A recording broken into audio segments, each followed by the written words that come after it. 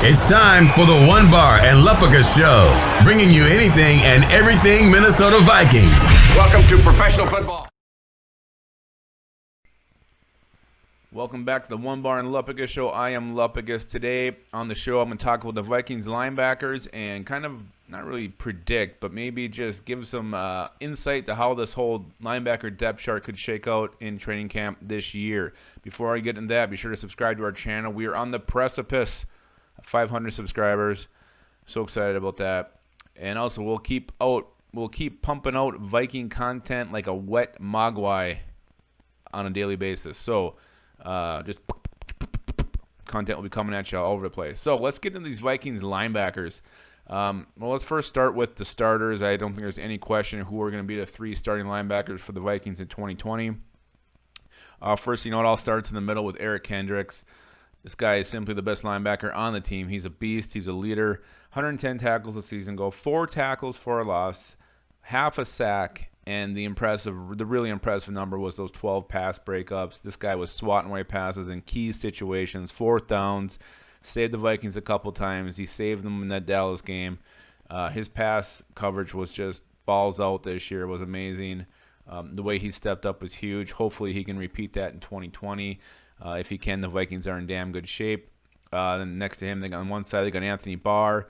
Anthony Barr just kind of has those Anthony Barr years, not super flashy, but solid and consistent. 79 tackles, 6 tackles for a loss, 1.5 sacks, 1 interception, and 4 pass breakups. Anthony Barr, he's fine this year. He's safe this year. I don't think there's any question he's going to stick with the team. I think maybe after this season, depending on how he plays, there could maybe start to be some scuttlebutt about whether or not what his future is with the team. I don't know. You just like to see a little more numbers from him, especially for what the Vikings are paying him. But clearly they love him. They did bring him back last year. So the other starting linebackers, it's got to be Eric Wilson. He took over last season when Ben Gideon went out with those concussions. Had 62 tackles, 3 sacks, 6 tackles for a loss. This guy just makes plays. He's in the right place at the right time.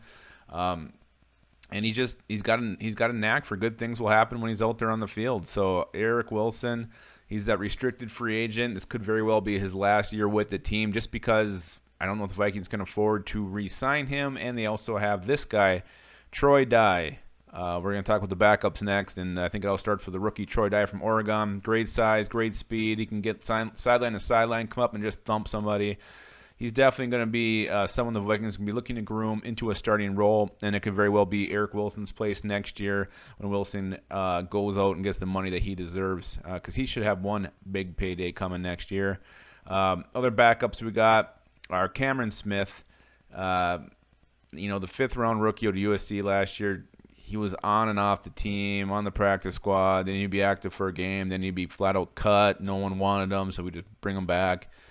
He finished with 8 tackles.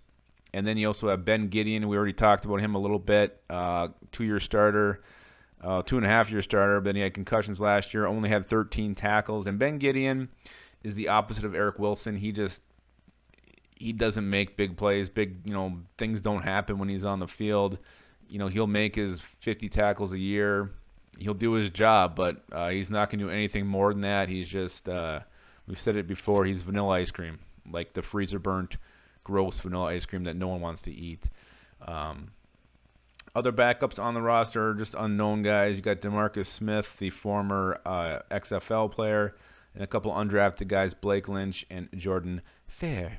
So, next thing I want to talk about are the battles. There are going to be a couple battles here to watch in camp. The Vikings only kept 5 linebackers a year ago, so there's going to be some spots that are going to be up for grabs.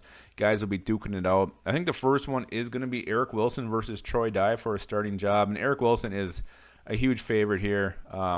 This is like the Russians versus the U.S. back in that hockey game in the 80s, because I think that's how lopsided this thing is. But if Troy Dye really impresses, plays like he did in college, plays what, the Vikings think he can play like, he could push Eric Wilson for that starting job, but I think Eric Wilson's safe. I think he will be starting. The bigger question mark is going to be who the Vikings keep as that 5th linebacker, because, Troy Dye being a 4th-round pick, there's no way in hell the team's cutting him unless he just looks completely awful, completely lost, slow. I just, unless he gets hurt too, otherwise there's no way he's getting cut. So I think the last battle comes down to Cameron Smith versus Ben Gideon. Do the Vikings? And this is a battle of vanilla ice cream. Do you like Kemp's better, or do you like shit? I can't think of another brand of ice cream besides Kemp's. Ben and Jerry's. That's too good. Anyway, so Cameron Smith versus Ben Gideon. Who are they going to keep? Well, Ben Gideon. You know what you're getting from Ben Gideon. I mean, Cameron Smith was a 5th-round pick. Couldn't even make the team a year ago. So this is really not an exciting battle. But Ben Gideon, if you cut him, you probably save a little bit of money. So I wouldn't be shocked if Cameron Smith came out on top. But to me, this is the battle to watch in camp. Not that it's exciting to watch two, bottom of the depth chart guys battle it out, but I think this is the one spot that is the biggest question mark. And I think it comes down to those two. I mean, maybe DeMarcus Smith or one of these undrafted guys really impress and come out of nowhere and go, pull a Brandon Dillon on it, but I don't think so. I think it's going to be, I'm going to go Cameron Smith with just not much enthusiasm. I'm not a big Ben Gideon fan, and maybe Cameron Smith the light will come on and he'll show a little something this year. So, all right, that is the Vikings linebackers, breaking it down from the starters to the backups to the battles. It should be it'll be a fun area to watch. I do think there's a couple things to look forward to in camp as far as battles here, and it's not one of those positions that it's just completely a lock at this point. So, all right, I'm Lupagus. I'm going to, probably work out, and maybe next time you guys see me, I think I might be having a haircut. So, say goodbye to this, my coif.